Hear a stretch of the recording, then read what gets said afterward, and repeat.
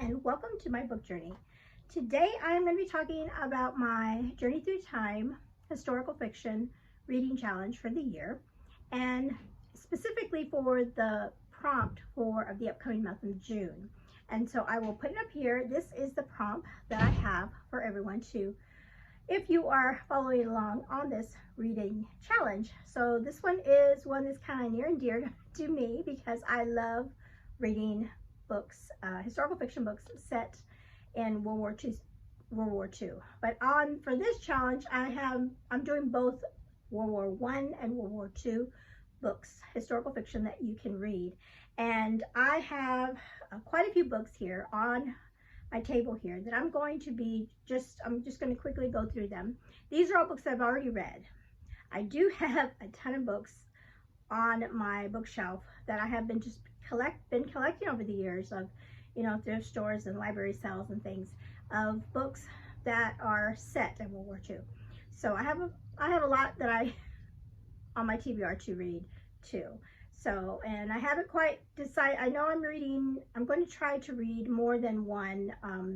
I thought about reading like one World War I book and one World War II book for the month of June, and then any other ones that I might want to put in there. But for today's video, I just want to talk very briefly about some books I've already read and enjoyed, just to kind of give you some examples. Of course, there's so many books out there in historical fiction that you can find that deal with the subjects. And a lot of people think there's way too many. Of course, there's just so many, and they don't really like reading this setting because of the content and the things that happen during wartime. I don't know why, but I just find a lot of those stories really fascinating and heartfelt. And I also really like reading stories that are not necessarily set in Europe. A lot of times you find World War II books just set in Germany or France, that kind of thing, which I do have a lot of those. But every once in a while you can read other books set in different countries in that same time period. Okay, so let's get started. Okay, I'm just going to go right here in front of me here. So, and these are not in any particular order of when I read them. I just grabbed them off my shelves and just piled them on my table here. This one is called We Were the Lucky Ones by Georgia Hunter, and I will say whether they're Christian fiction or secular. This is a secular historical fiction book. This one is very heartfelt. It was really, I tabbed it up because it was such a good story. It's about a Jewish family that gets separated during the war and everything that happens to them in that time period. It was such a good book. They did make a movie, TV show out of it. I tried to watch it and I just didn't connect with it. Because I was just right off reading the book, and the book was just so good. It just couldn't compare, I guess. Maybe later on I can go back and try to watch it when it's not as fresh. That could be. But I highly recommend this one for sure. Another secular historical fiction that came, I picked it up because I heard wonderful things about it. All the Light We Cannot See.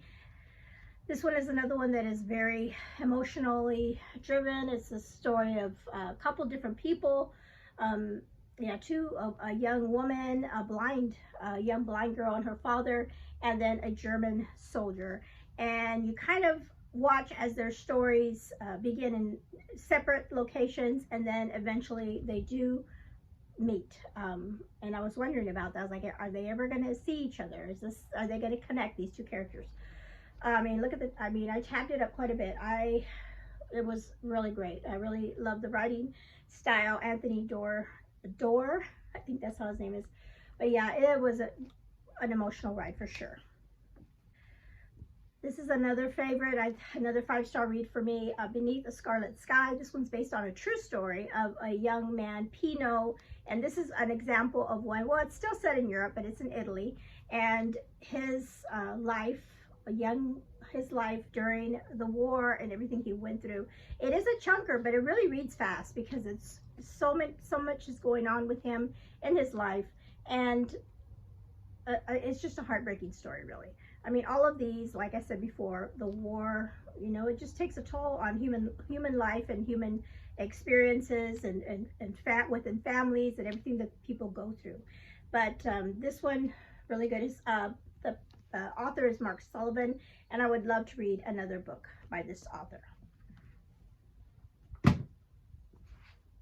I have a couple books by Rita Sepetys. These I consider companion books, and I didn't realize until after I read, or when I didn't realize it until I read the second book. And I don't know whether or not you can, I can't remember which one comes before the other. I was fine reading them. I read Salt of the Sea first, and then this one. This one is, and they're written differently. This one is about several people headed to escape, and it was so interesting because we had, in this particular people, they're going through Europe, and they are having they have the Russians on one side and the Germans on one side, you know, and they're like in the middle, and they're headed toward a ship, and that is the a ship called Wilhelm Gustloff, which was a real ship that sank in tragedy. But the bulk of the story is the individuals on their way to escape war-torn Europe. Just an excellent book. I think this was my first Rita Sepetys book, and it might be my favorite. I don't know. All hers are so good. They're so different, so different. The other book that, like I said, is a companion because the character in this book knows one of the characters in this book. And as soon as I started reading it, I recognized, hold on one second, I'm going to drop this book here. I recognized her name. So I'm like, oh, this, you know. So I think the way I read it worked for me. But this is also, like I said, also set in World War II. This is about a young family that is on the opposite side. They're dealing, whereas they were mostly dealing with the Germans, this family is dealing with the Russians, and being taken off to like the Siberia and the Gulag. So it's, and they're in imprisonment there. This one, again, I tabbed that one up quite a bit. Just love both of these books by her. A recent book that I read that was very emotional was Sarah's Key. Just a sad story. I think what it surrounds something that really happened, but the story is not a true story. It's just, you know, something that tug at your heartstrings, about a young girl and her family, Jewish family, they get taken out of their homes in Paris, I believe, in France. It might have been Paris. Yeah, Paris. And they got taken out.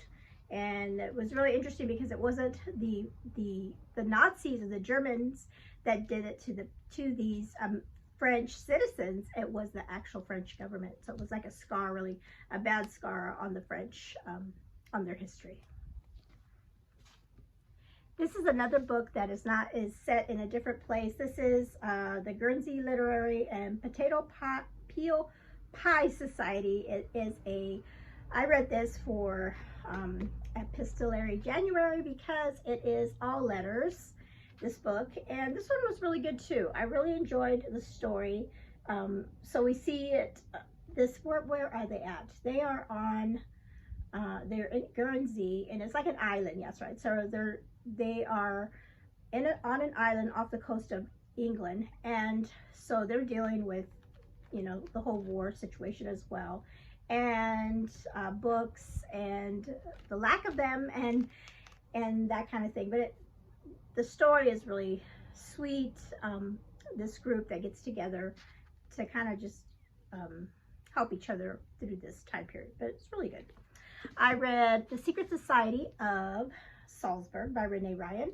This one was inspired by true events during World War II, having to do with two women that came together that really didn't know each other very well, but they got to know each other, and then they helped each other as like part of the resistance to get Jewish people out of to get them out of Germany or get them out of Austria, I believe, and take them into England. And it's kind of scary stuff that they were doing. I mean, they were risking their lives to help these people. And it was a really great book that I read. Suzanne Meisner wrote a wonderful, it's one of my favorite books, Secrets of a Charmed Life. This one was so good. It was, it's like her books, it's like I want to reread them because this one I read a long time ago. It's a dual timeline between two women, I believe, if I remember it right. This one had like a huge twist. I remember, I'm like, oh my goodness. Yeah, but it was about sisters. Oh, that's right. Oh my goodness. It was about sisters that were in the, during the Blitz. Yeah, if I remember, it's during the Blitz when all the bombing happened in London and what happened with those sisters. So good. If you haven't read Susan Meisner, this is one of her really good ones, Secrets of a Charmed Life. You can find this book. This one, they have different, I've seen different covers, but this is one that I have. Okay, another great author, historical fiction author that I love is Amy Harmon, and she wrote a World War II book. And this one is also one that is set in Italy, and this one is of a Jewish Italian woman that is going through this. And now, of course, you know, she's an Italian citizen, but she's Jewish. And so now when the Nazis and everything are starting to throw all these Jewish laws, anti-Jewish laws down, she is going to have to deal with that and get help. And this is has a little kind of like a love story in this one as well. But she has a friend that's a Catholic that helps her, and the Catholic Church kind of helps her get help. And that whole part was really interesting. So yes, a good read by Amy Harmon. I am right now reading one of Mario Escobar's books, Remember Me, for my May reading challenge. This is the first book I read of his, and I really enjoyed this one. It's called Children of the Stars. This one I buddy read it with a couple ladies, and we all couldn't believe this story because it was parents, in order to, oh no, it was not, it's different because in this book, it was good, but this part we just couldn't get past because as mothers, the parents left the kids in, where were they at? They were in, I think they were in Germany, a Jewish family. They left their kids and they left to South America. I think the plan was they were going to go to South America, find a safe place, and then bring their kids over. And they did it at a time right before things really went bad. So when they were gone, the children got taken and by the Nazis and round up. And no, they were in France. They were not in Germany. Oh no, they lived in they left them with family in Paris, and that's when they got rounded up. And so the book is about the kids trying to get to South America to get in contact with their parents. It was a wild ride, but it was really good. We just didn't understand how parents could leave their kids there. I don't know. That part was, we couldn't get past that. Sarah Sundin has written several World War II books. I have read this one, Until the Leaves Fall in Paris. Was such a good one. It was, you know, it still has some harsh stuff, but it's maybe a little bit more lighthearted than the other ones I've talked about. This is a Christian fiction book by Sarah Sundin about an American living in Paris, and she is running a bookstore and kind of gets involved in some resistance work as well. So that is a good one. Another one by Sarah Sundin, and this one is a book one in a series, and this is book one is A Distant Melody, and it's about a American pilot and his and a woman he falls in love with. And then I have not finished the series. I really need to. I think the series deals with three brothers, if I remember right, three brothers, and they're all in the armed services. So kind of like a romance for World War II. Okay, this one coming up is probably up there with my favorites, if not my favorite. I read this several years ago and just, yeah. This one was a great read, The Nightingale by Kristen Hanna, about two sisters in France that are going through the war, and they take two different paths. Really, they really do take two different paths on how to live through it. And they are making a movie of this. I have seen the actresses that are going to play the sisters, and it looks really good. I just hope they do this book justice. It's going to be hard because this book was really good, but hopefully they will do the book justice and give us a great movie. This one is a chunker. It reads super fast. You just have, for me anyway, I was just turning the pages because I needed to know. And the ending, you know, I was crying the whole ending. My favorite Kristen Hanna book up to now, pretty much, that's my favorite Kristen Hanna book. Okay, so those are all the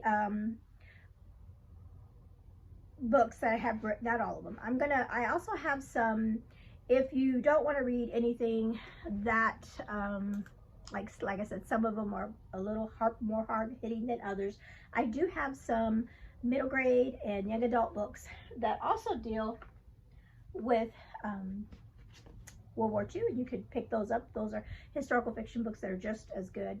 There is this one in The Boy in the Striped Pajamas that deals with the Holocaust, and just was really good. I have this one. I read this as a young girl in school, and I found a copy of this, and I was like, oh my goodness. And this one is called Summer, My German Soldier. Oh my goodness, look at this old copy I found. And this one, they also made a movie of it years ago with Christy McNichol. If anybody remembers that, she was in that movie. I remember the movie so well. And this is about a young girl that befriends, she's Jewish, a young Jewish girl that befriends a German soldier that is in a prison in the town, in her town, and I'm trying to think of where her hometown was, is in Arkansas. Okay, and then another great one. This is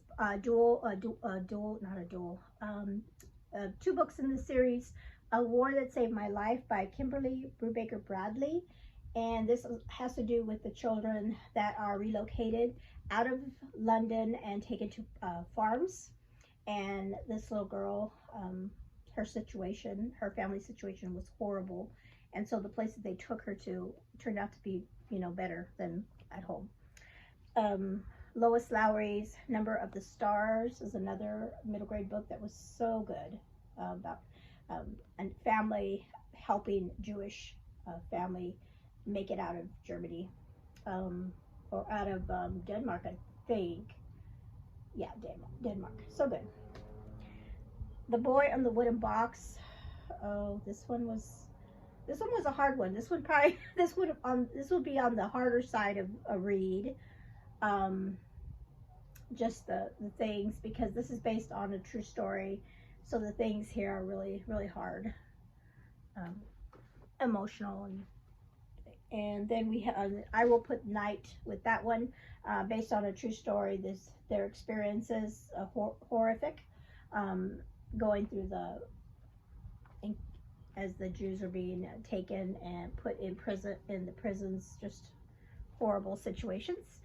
And the last one I have is a book by Jennifer A. Nielsen. It's Resistance, and this one's not based on I don't think the people are true people, but it's based on an actual group of Jews that resisted in the war, and the things that they did, and the network in the Warsaw Ghetto. And so this one was really good. It was a really good book. This one is she's written a few books set in this time period, but this is the only one that I have read so far. Okay, so that is it. Like I said, I have a ton of books on my shelves. Oh, I'm gonna put up here real quick. I also read these 3 books, but I read them. I either checked them out. I think all of these I checked out from the library. So the first one is another Suzanne Meisner book called The the last year of the war. And this is about a young German girl that gets put in an internment camp here in the States. So back then, because we were at war with Germany and Japan and then Italy, a lot of German Americans, Italian Americans, and Japanese Americans were put in internment camps in the States. And so this is a story of two girls that befriend each other, a young German girl and a young Japanese girl, and their life for that year that they're imprisoned. The Secret Book of Flora Lee is one that, as I was looking through my books, I was like, oh yes, that one is also, it's not necessarily like a World War II book, but it's set in that time period. So I went ahead and added that one in. And then a book called Courage, My Love by Kristen Beck was one of the first books I read a few years ago when I started reading a lot more. And this one was about two women. I'm trying to think, were they in Italy or France? I can't quite remember. But there were two women that were started to think differently about the political parties and things that they were used to following and seeing what they were doing, and then they started working for the resistance. It was an excellent book, and this is not one I ever hear about, and I can't remember. I think I just picked it up. I found it, and I read it. I thought it was pretty good. Okay, so now I'm done. So those are all the books that I've read in the past few years that have deal with World War II. As you can see, I don't have hardly any World War I books. And so I do have World War I books on my shelf. So I'm going to try to read a couple of those too this coming month. See if I can put some on. I usually like to read, during the month of June, I like to read some historical fiction dealt in that for that time period. So okay, so there you are. Let me know in the comments below if you have any books that you would want to recommend to others. If you want to just put those in the comments for others to see, that would be awesome. And let me know if you've read any of these books. And if you are going to join me next month for this challenge, let me know if you've already picked out a book, and I'd love to hear about it. All right, thank you so much for hanging out with me today, and you all have a blessed day. Bye-bye.